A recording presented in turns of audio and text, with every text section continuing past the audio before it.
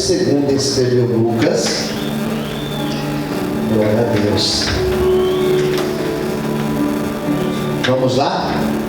Quem já encontrou, diga amém. Vocês estão rápidos com a Bíblia. Isso é muito bom. Lucas capítulo 7, versículo de número 11. Diz assim: aconteceu pouco depois ir ele à cidade chamada, como chamava a cidade? Eu não vi. Chamada? Naim. E com ele iam muitos dos seus discípulos e uma grande multidão.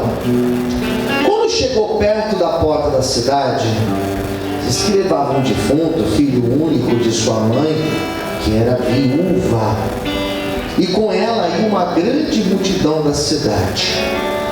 Vendo ao Senhor, moveu-se de íntima compaixão por ela e disse-lhe, o que ele falou para ela? Eu não ouvi, o que ele disse? Não chores. E chegando-se, tocou o esquife, e os que levavam pararam. E disse: jovem, eu te digo, levanta-te. O defunto assentou-se e começou a falar. E entregou a sua mãe.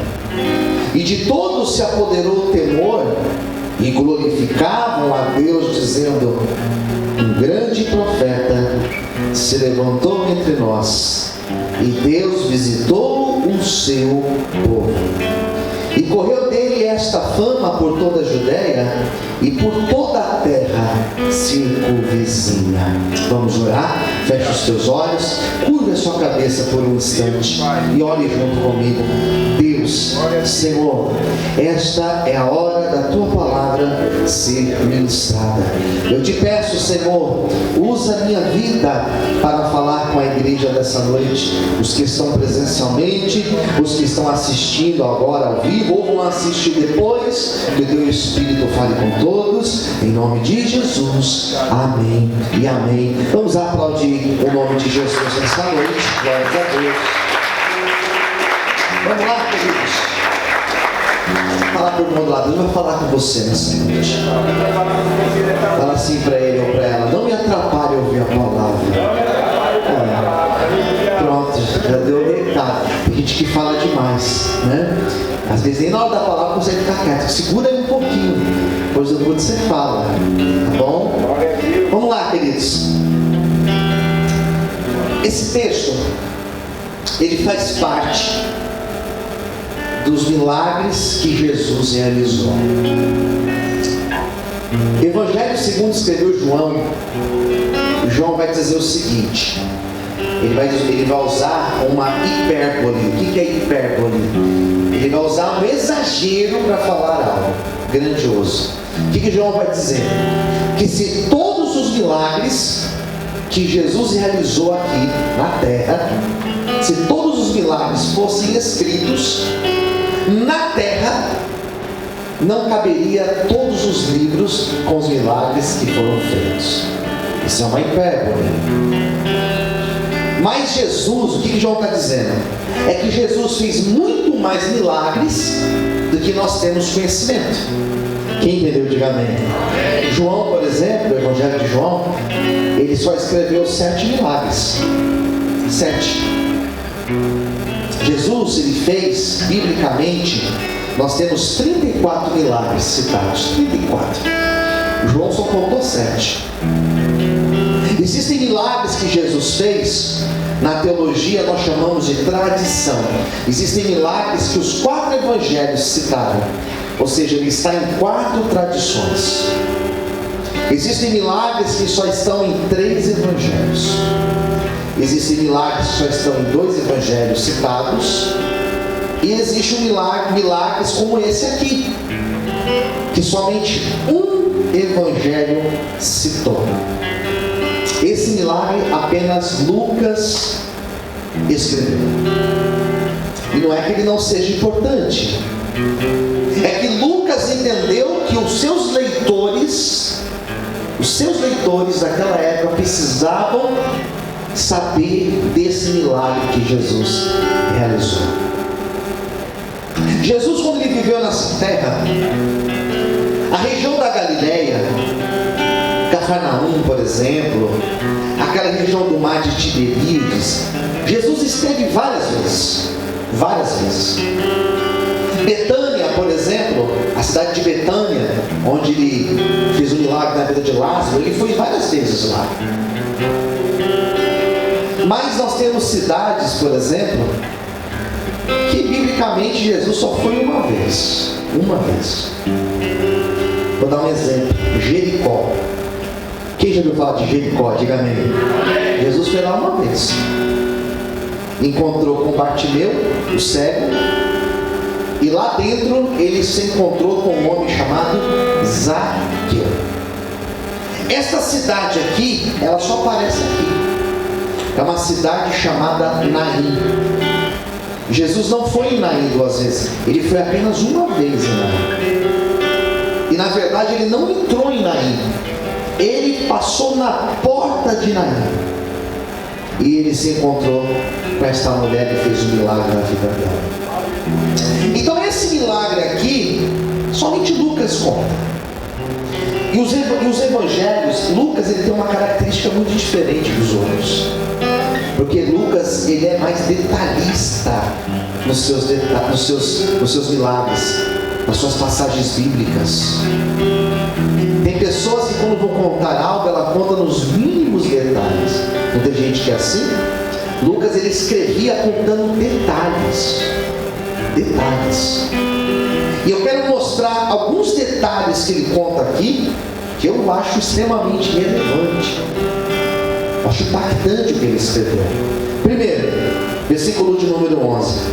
Aconteceu que ele chega na cidade chamada Naim, e olha o que diz o texto: uma multidão, os seus discípulos e uma multidão seguia ele. Não sei se você sabe, mas Jesus, por onde ele passava, uma multidão vinha atrás dele. Você sabia disso? Ele passava de um lugar, as pessoas ficavam sabendo que ele estava indo para tal lugar, as multidões vinham. E ele pregava, ele parava, pregava para as pessoas se convertiam. Ele orava por pessoas enfermas, ele orava por mortos, os mortos ressuscitavam.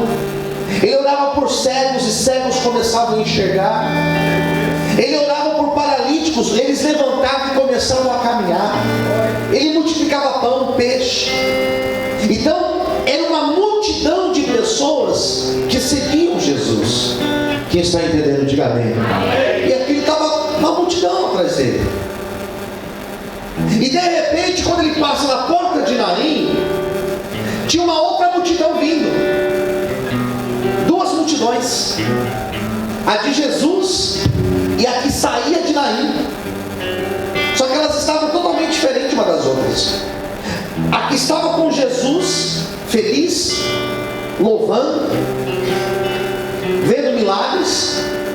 A que saía de Naim era um cortejo fúnebre. O que é isso? Tinha um morto no meio. E eles estavam levando aquele morto.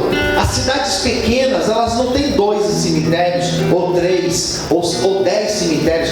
Em São Paulo nem sei quantos cemitérios tem aqui. Cachoeirinha, tem na Lapa, tem lá na Doutor Arnaldo, tem lá não sei onde, tem Vila Alpina, tem um monte de lugar aqui em São Paulo. Nessa época não, era um cemitério em cada cidade. E esses cemitérios, eles ficavam no lado de fora da cidade.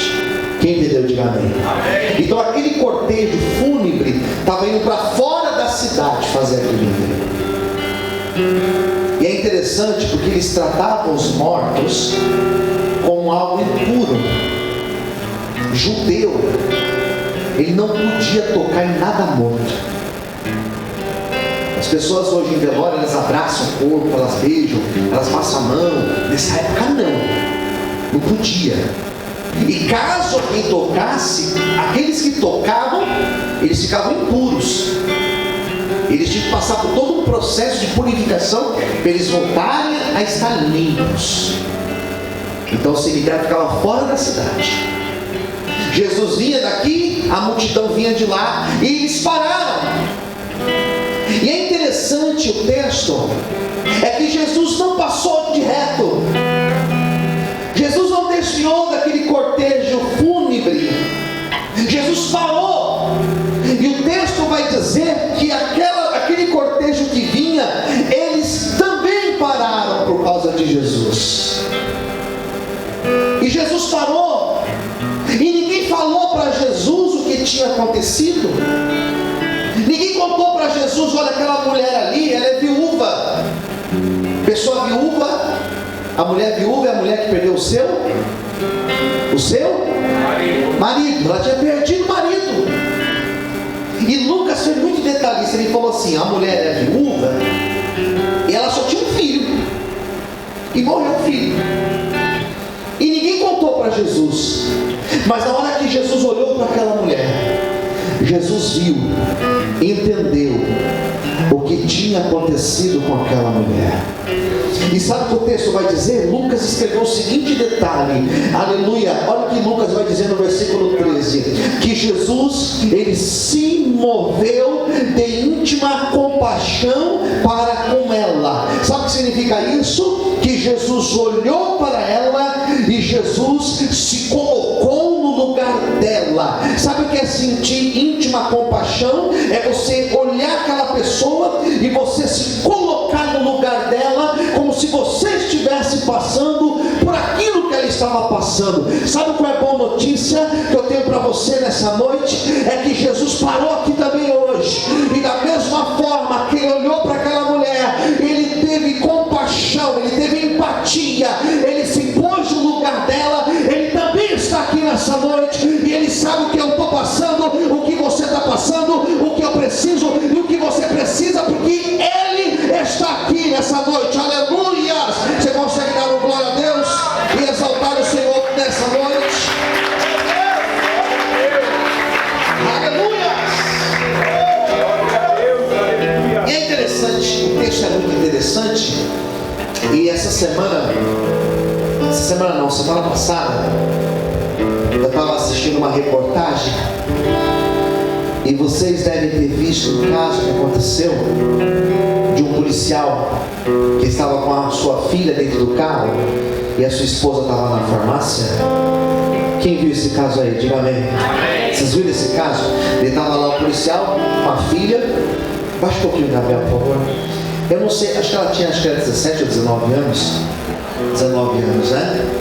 E o rapaz, um homem policial, ele viu os bandidos ali, e ele foi lá e pegou a arma, foi trocar tiro, foi baleado, e ele morreu, e a filha morreu.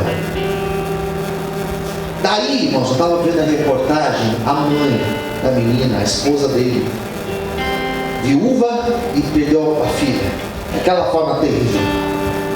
E eu estava vendo aquela mulher falando, eu falei: Senhor, misericórdia. A gente se coloca no lugar da pessoa. Não é família, não é parente nosso, a gente nem conhece, mas a gente se coloca no lugar da pessoa e sente a dor da pessoa. Quem concorda, diga amém. E eu vi aquela mulher falando, e aquela mulher falava com uma firmeza, com uma força. Daí depois na reportagem mostrou que ela tem mais filhos. Eu acho que é mais um, mais dois, não sei. Ela tem mais filhos. Então aquela mulher, ela não, por mais que esteja doendo nela, ela precisa continuar, porque ela tem pessoas ali que precisam dela. Quem está entendendo, diga amém. Precisam dela.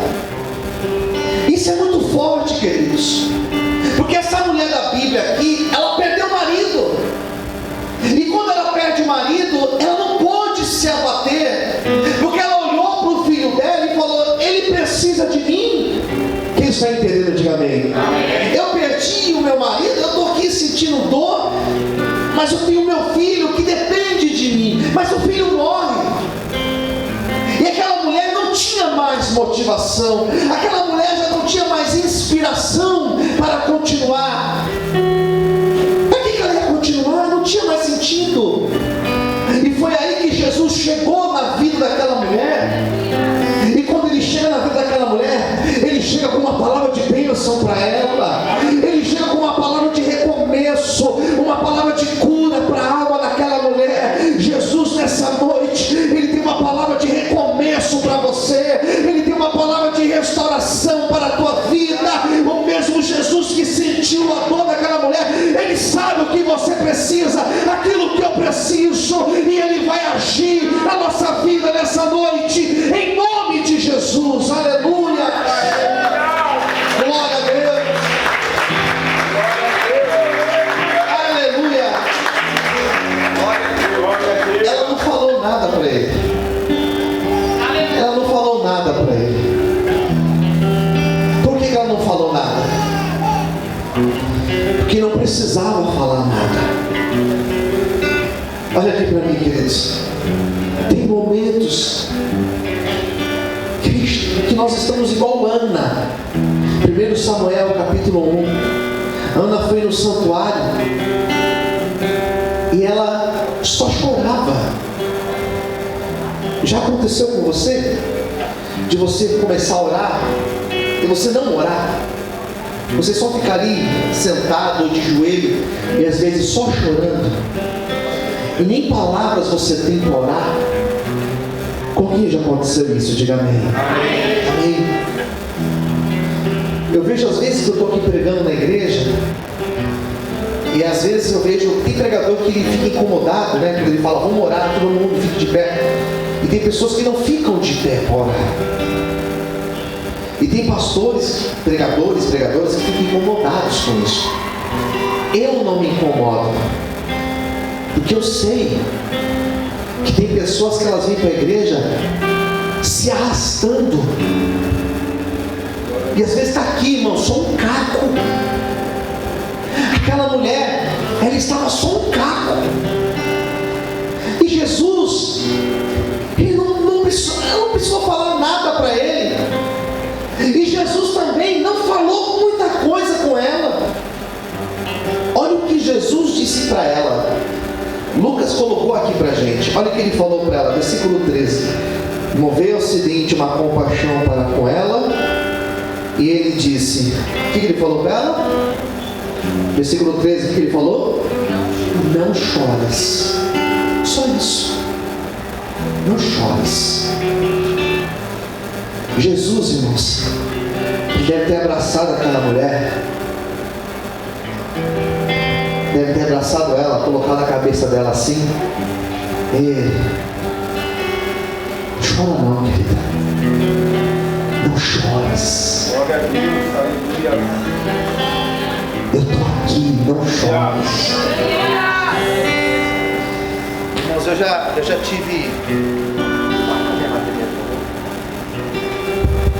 já tive a missão, eu já tive a responsabilidade de falar em diversos